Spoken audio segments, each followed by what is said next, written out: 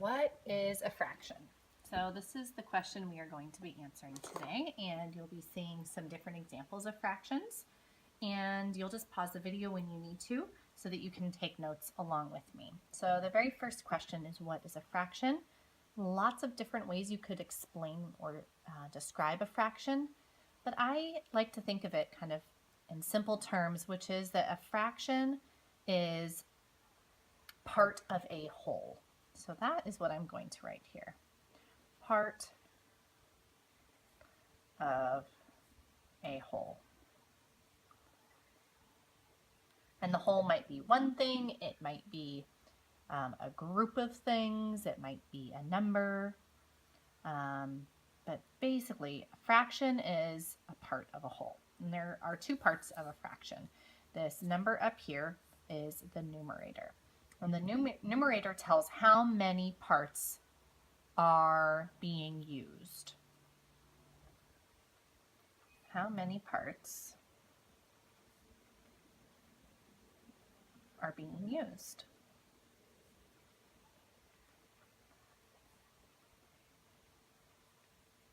So in this example, 3 of the parts are being used. But what's really important to help us understand how much of the whole is being used is the number on the bottom, which we call the denominator. The denominator tells how many equal parts the whole is broken into. How many equal parts make the whole?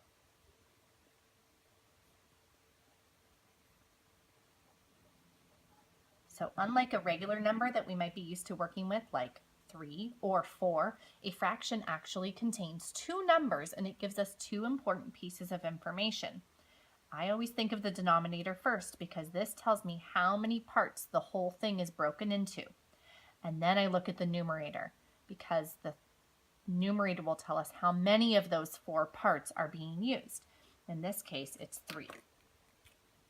So in my example, I'm going to color in 1/4, 2/4,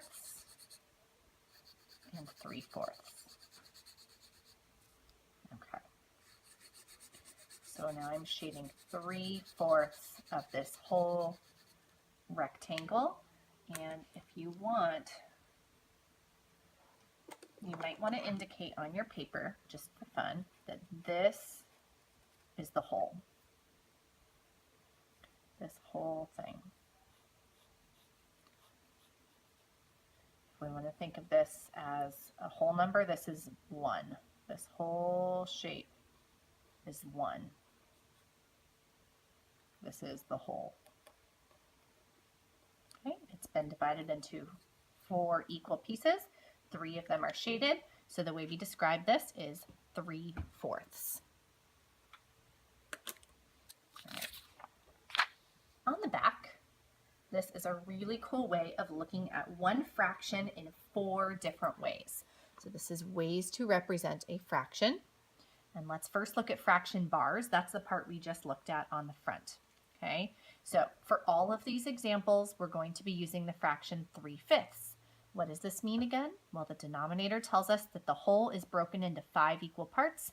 The numerator tells us that 3 of those parts are being used.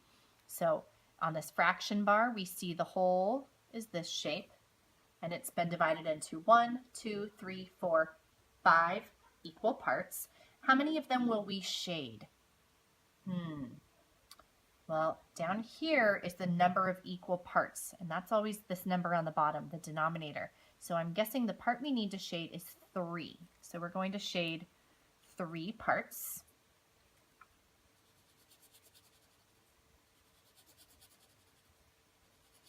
And now I have shaded 3/5 of that shape. And it's the same for this number line example. So here you see 0 and here is 1, but in between 0 and 1, remember, there's infinite numbers between 0 and 1, infinite fractions, I should say, and they all represent part of the whole. So you can see down here, this is the whole, 5 equal parts. The part on the top is the part we're using, 3 of them. So This part of the number line represents 3 parts of the whole. Sorry, why did I write that so small? Anyway, this represents 3 parts of the whole. 1, 2, 3 out of 1, 2, 3, 4, 5. Okay, down here, we're looking at a group. Remember I mentioned group. So here there are 5 stars that make one group. So the total objects in the group is the whole. Okay, I'm just going to write next to this, the whole. So to show 3/5 of this group of stars, we would need to shade 3 out of 5. 3 out of 5.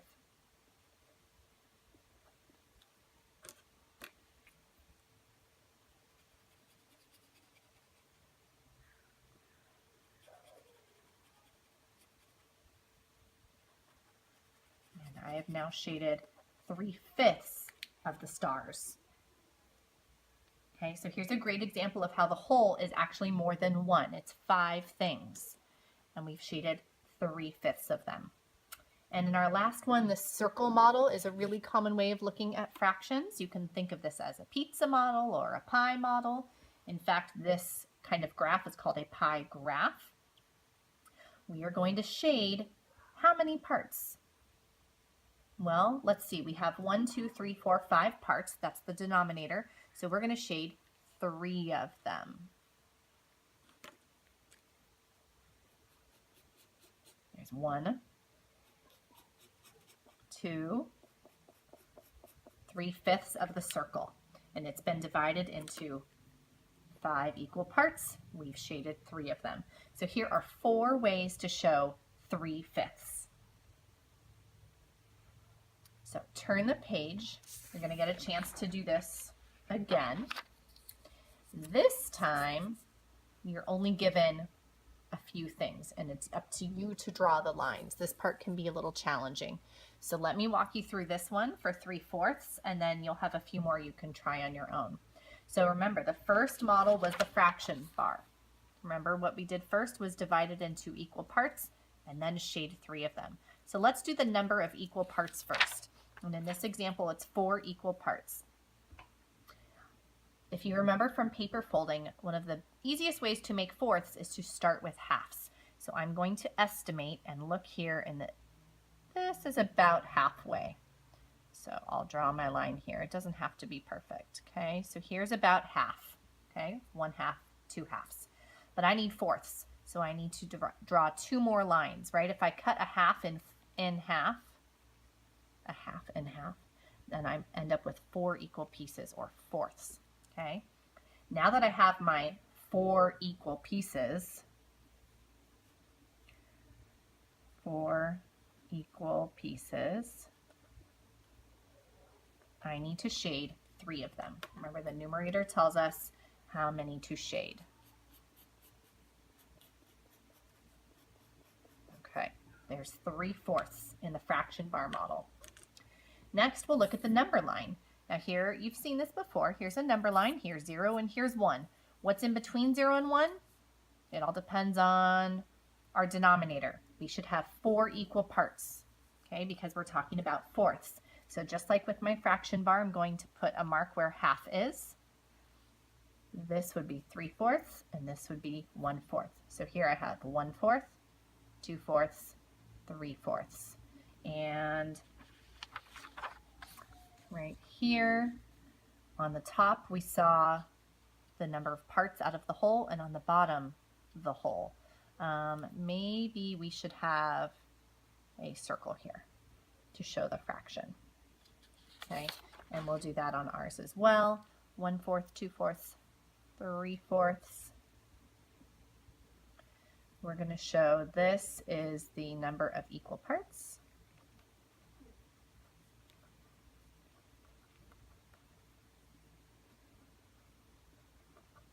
And up here, this is 3 parts. Okay, so this dot on the number line shows 3/4. Now for parts of a group, it can be any shape we want. Let's say flowers. So remember, the denominator tells us how many equal parts the whole is broken into. Well, the whole in this example is 4 flowers. You can make yours whatever you want. Okay, so here I have my 4 flowers, and I'm going to color 3 of them blue.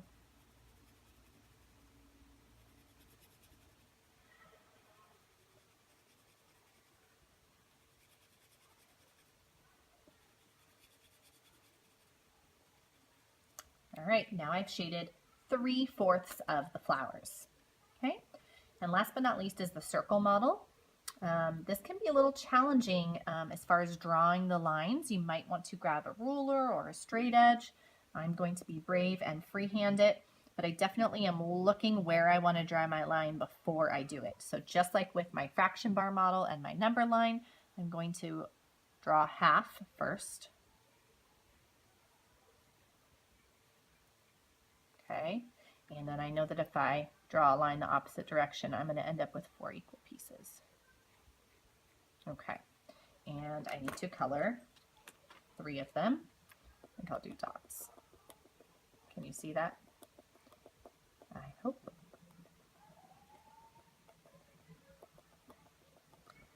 So my whole was the circle.